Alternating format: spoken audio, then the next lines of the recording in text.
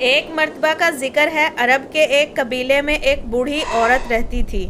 وہ عیسائی راہبہ تھی اور دین اسلام کے بارے میں بہت سخت نظریہ رکھتی تھی۔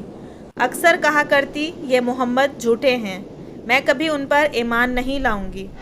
ایک دن وہ عورت مدینے کے قریب سفر کر رہی تھی۔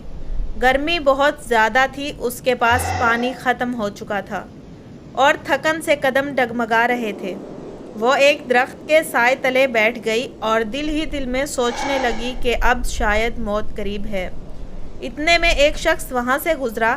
سفید لباس، سادہ چادر، چہرہ نور سے جگمگا رہا تھا۔ وہ قریب آیا اور بڑھیا کو پانی پلایا، اس کے لیے کھجوریں لایا اور کہا، اماں جی آرام کریں، آپ اکیلی کیوں ہیں؟ بوڑھی عورت حیران رہ گئی کہ یہ شخص کتنا مہربان ہے۔ پھر اس نے پوچھا، بیٹا تم کون ہو؟ اس شخص نے نہایت نرمی سے جواب دیا، میں محمد بن عبداللہ ہوں۔ یہ سن کر بوڑھی عورت چونک گئی۔ وہی محمد صلی اللہ علیہ وسلم جنہیں وہ جھٹلاتی تھی، آج خود اس کی پیاس بجھانے آئے تھے۔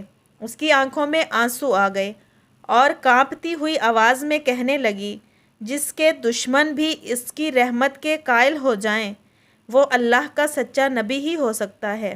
چنانچہ وہیں اس نے کلمہ پڑھا اور اسلام قبول کیا۔ دوستو، اگر آپ کو ہماری ویڈیو اچھی لگی تو ہمارے چینل کو سبسکرائب کریں اور ویڈیو کو لائک کریں۔